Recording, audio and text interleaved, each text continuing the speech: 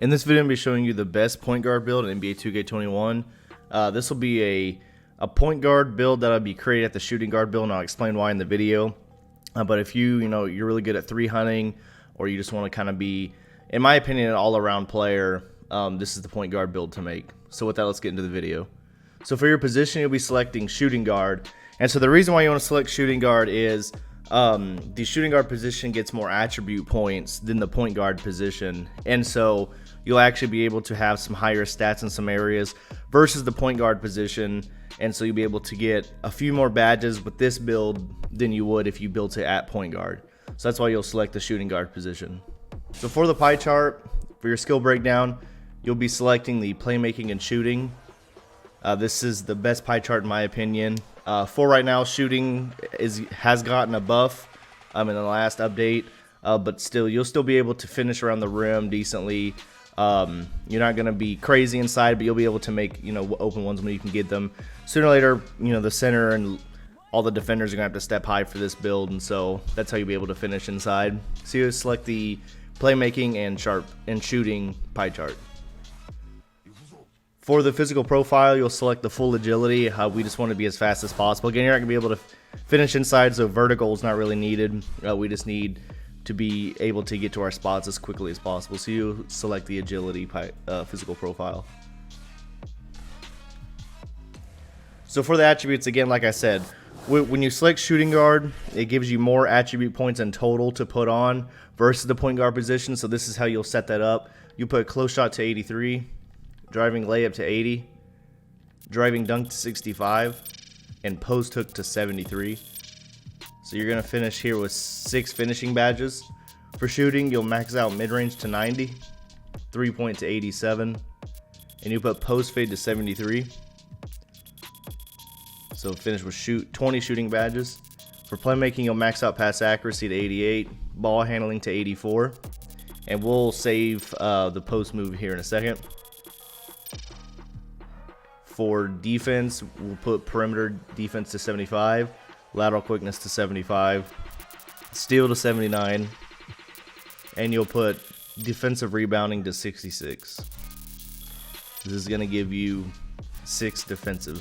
For these last 4 attribute upgrades, I'm going to put them in post move. Now, as you can see, only 2 can go in here to put it up, so you could add these last 2, to here just to buff that a little bit more.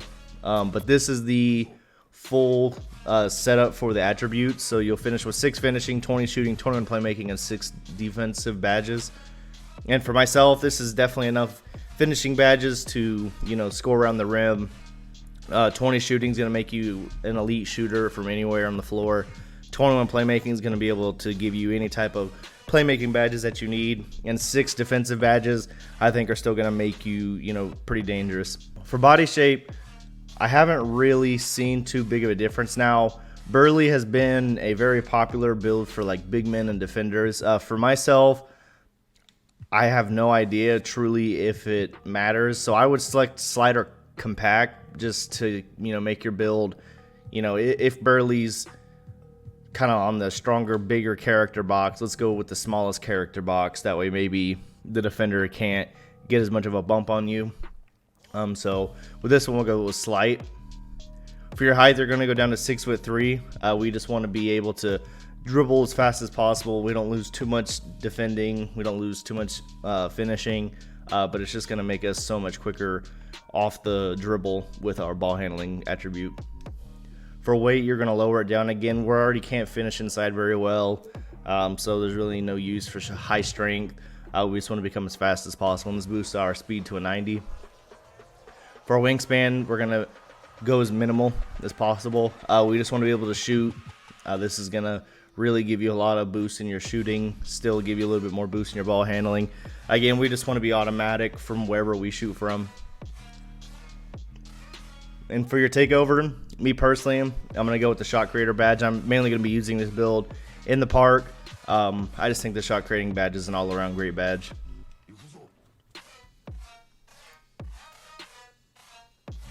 And so we have created the Playmaking Shotcreator. So I will also show you my favorite animations as well as the badges to set up for this build.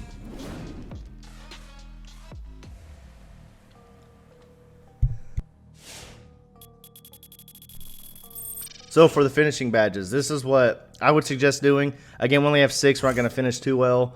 And so here are the badges that I suggest you kind of set up. Something along these lines. Slow the finisher to actually get us to the rim. Pro touch, going to boost our good layup timing. Consistent finisher, if we do have a poorly released layup, this badge is going to come in and really help. Contact finisher, so if you do have to contact and giant, so if you do have to shoot a kind of contested layup, we can get some boost there. So this is a layup I would suggest doing. Again, you can toy with it how you want. For the shooting badge, we're going to go Hall of Fame Deadeye, Hall of Fame Hot Zone Hunter, Hall of Fame Range Extender, Hall of Fame Green Machine, and then I'm going to go Hall of Fame Difficult Shot. This is, in my opinion, the best layout. Now, again, you can, lower it, put, things here and there that you kind of want to utilize, but this, is my opinion, is the best layout for your shooting badges. For playmaking, it's kind of controversial right now with a lot. For myself, when I play with people in park in a 3v3 or 2v2, I think floor general helps my bigs get more contact dunks. It helps anyone around me shoot better. So I like to put floor general, handle for days, quick first step. For me, unpluggable bronzes work pretty well, but you can kind of raise this to whatever level you want. But for me, I'm going to keep it on bronze, Lob City Passer bronze, and I've had some pretty good testing moments with Space Creator. I kind of do like, it's like a really big step back. Maybe you'll see in a future video, or you've seen a lot of other park players use it. I get a lot of space off of it, so I like that one. And then again, for me, Dimer's been working really well. When I do get someone open or someone doubles me, I want my players to be able to make their shots. So right now I'm kind of in a teammate mode, but if Ankle Breaker gets a boost, or tight handles and stop and go, or any other type of badges come out of nowhere, I'm gonna, of course, change those. But this is what I recommend. And then for your defensive badges, I would say Clamps Gold and Pig Dodger Gold. These are, I think, just the only 2 park badges you really need to be able to defend someone. And so with that is the badges. And I will show you my favorite animations here in a second. These are the animations that I use when I play, and as well as my jump shot. So here is my jump shot animations that I use. So I use Tony Parker jumper. I don't shoot free throws, but I use free throw 23. Steph Curry, I don't really use those. Post fade 3, post hook 2. Here's the rest of those. And then dribble moves, LeBron. Pro 2 for my moving crossover. Pro 3 behind the back, basic 1 spin. Pro 3 moving hesitation. D-Rose signature size up. I don't use a park size up. Pro 2 basic size up. Pro 2 size up escape. And normal 2 triple threat. Dunks, I don't get too many dunks because, again, that's not a very good finishing. Long athlete for layup, and then just 2 rim grazers. I think that is all of the, that's all the animations. If you have any questions or anything, feel free to comment in the video, or reach out to me on Twitter or Instagram or anything. But I'm going to be bringing the best center build in the next video, so stay tuned for that.